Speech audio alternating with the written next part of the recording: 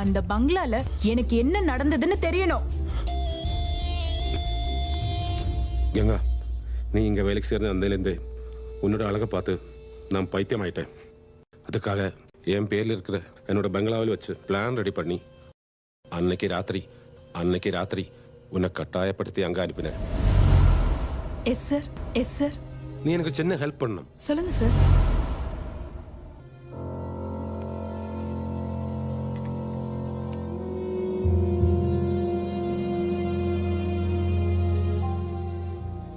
நான் வரதுக்கு கொஞ்சம் லேட் ஆகும்.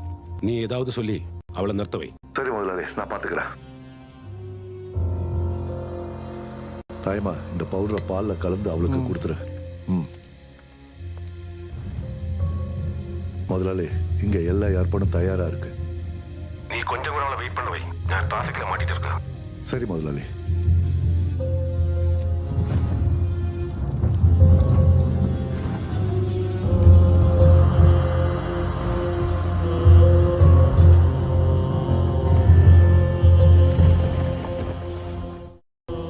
முனியாண்டி உள்ள இருக்கான். இது உனக்குள்ள டீ.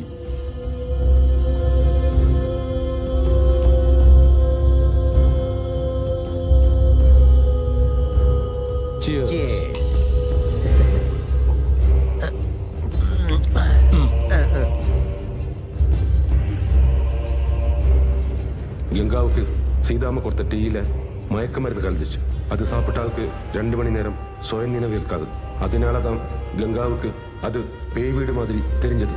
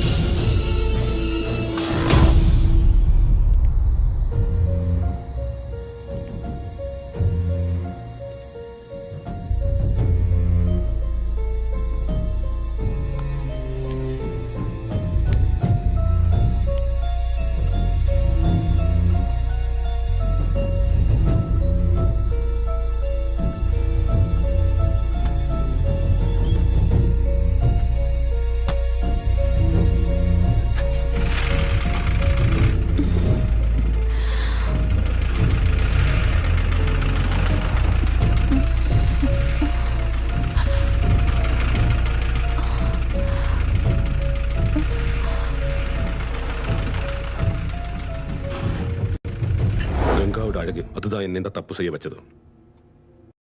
நீ என்ன மன்னிக்கணும். மன்னிக்கணுமா? சும்மா மன்னிக்கணும்னு சொன்னா போதுமா? கங்கா, எங்க கௌரவத்தை கருத்துடாத.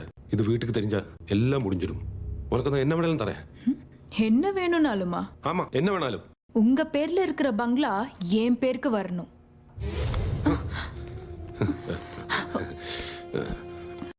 என்னடி நீ ஒரு தடவை படுத்ததுக்கு பங்களா வேணுமா?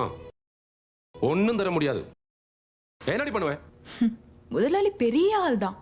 எவ்வளவு சீக்கிரத்துல குணத்தை மாத்துறீங்க? பச்சோந்தி கூட உங்ககிட்ட தோத்து போகும். ஆனா நான் தோத்து போக மாட்டேன். அது கடவுளோட தீர்ப்பு. புரியல? மொபைல்ல இருக்கிற சாட்சியை ஈஸியா அழிச்சிடுவேன். ஆனா என் வயிற்றுல இருக்கிற சாட்சிய எப்படி அழிப்ப? 5 கோடி ரூபாய் ப்ராப்பர்ட்டி கேட்டனால எனக்கு கோபம் வந்துச்சு. என்ன மன்னிச்சிடு. என்னால 1 லட்சம் ரூபாய் கூட சம்பாதிக்க முடியுமான்னு தெரியல. ஒரு கோடீஸ்வரன் வந்து என்ன கல்யாணம் பண்ணிப்பான்னு தோணல. அதனால நம்ம சுமூகமா போலான்னு முடிவு பண்ணிருக்கேன். முதலாளிக்கு இதை விட்டா வேற வழி இல்ல. ஒரு 5 கோடி சொத்துக்காக என் முதலாளி ஒன்னும் முட்டாள் கிடையாதுன்னு நினைக்கிறேன். அப்புறம் நான் இந்த குழந்தைய வளர்க்க போறேன். பயப்பட வேணாம். நடுவுல உன்னை பயமுறுத்தி பணம் வாங்க நான் வரமாட்டேன். நீ பேச்சு மாறாம இருக்கிறதுக்கு தான் இந்த குழந்தைய வளர்ப்பேன். அப்புறம் இன்னொரு விஷயம், அடுத்த வாரமே அந்த இடத்த என் பேருக்கு ரெஜிஸ்டர் பண்ணி கொடுக்கணும். சும்மா என்ன கோர்ட்டு கேஸ் போலீஸ் ஸ்டேஷன் அலைய வச்சிடாத.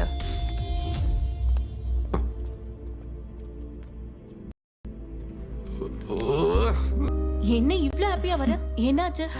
அதான் சார் கிட்ட எக்ஸ்பீரியன்ஸ் சர்டிபிகேட் கேட்டேன், தரேன்னு சொன்னாரு. சரி நான் கிளம்புறேன்.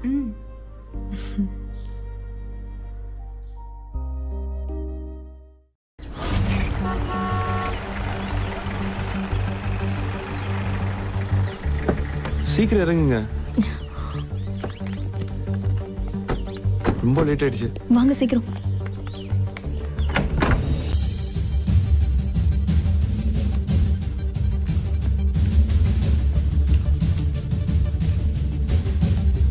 மேடம், நீங்க எப்படி இவ்ளோ சின்ன வயசுல இவ்ளோ அவார்ட்ஸ் வாங்கிருக்கீங்க? உங்களால இவ்ளோ பெரிய கம்பெனிக்கு எப்படி முதலாளி ஆக முடிஞ்சது? ஒரே வார்த்தையில சொல்லணும்னா ஹார்ட் ஒர்க். என் மனசுல இருக்கிற கனவு நினைவாக்குறது தான் என் லட்சியமா இருந்துச்சு. ஓ மேடம், அதனால தான் நீங்க ஐடிஐ எலக்ட்ரிக்கல் கோர்ஸ் செலக்ட் பண்ணி படிச்சீங்களா? Exactly you said it.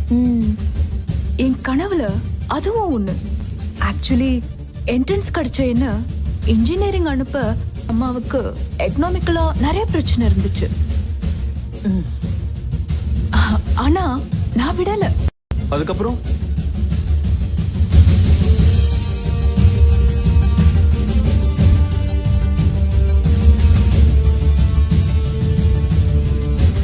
என் முயற்சியால இன்னைக்கு நான் சந்தோஷமா இருக்கேன்.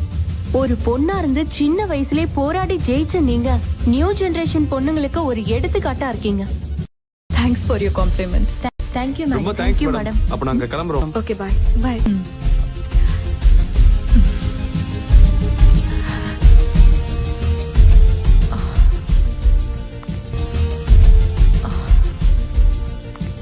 நீ என்னடி இவ்ளோ போய் சொல்ற? நீ தானமா சொல்லுவ கிடைக்கிற வாய்ப்பை பயன்படுத்திக்கணும்னு. அதான் பண்ணிட்டு இருக்கேன். Time is over. ஓகே.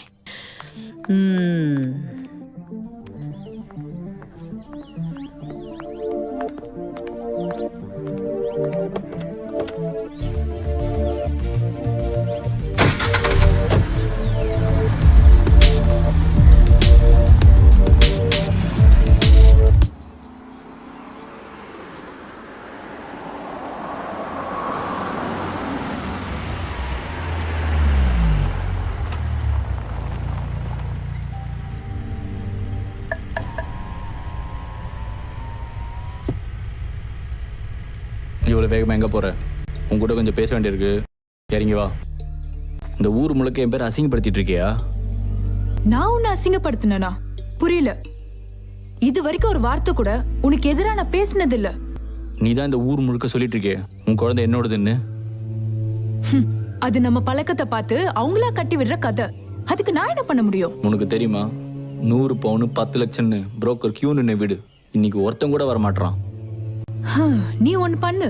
உனக்கு வர சம்மதத்தை பொண்ணையும் அவ அம்மா அப்பா எல்லாரையும் என்கிட்ட கூட்டிட்டு வா. நான் உங்ககிட்ட சொல்றேன், என் குழந்தையோட அப்பா நீ இல்லன்னு. கிண்டல் பண்றியா? ஹே இல்ல, என்னால என்ன ஹெல்ப் செய்ய முடியுமோ அது இனி பேசி எந்த பிரயோஜனமும் இல்லை. எல்லாம் நடந்து போச்சு. என் சைட்லயும் தப்பு இருக்கு. அந்த மாதிரி ஒரு நிலைமையில உன்னை கைவிட்டுறக்கூடாது. நடந்தது எல்லாத்தையும் மறந்துடலாம். எனக்கு நீ வேணும்.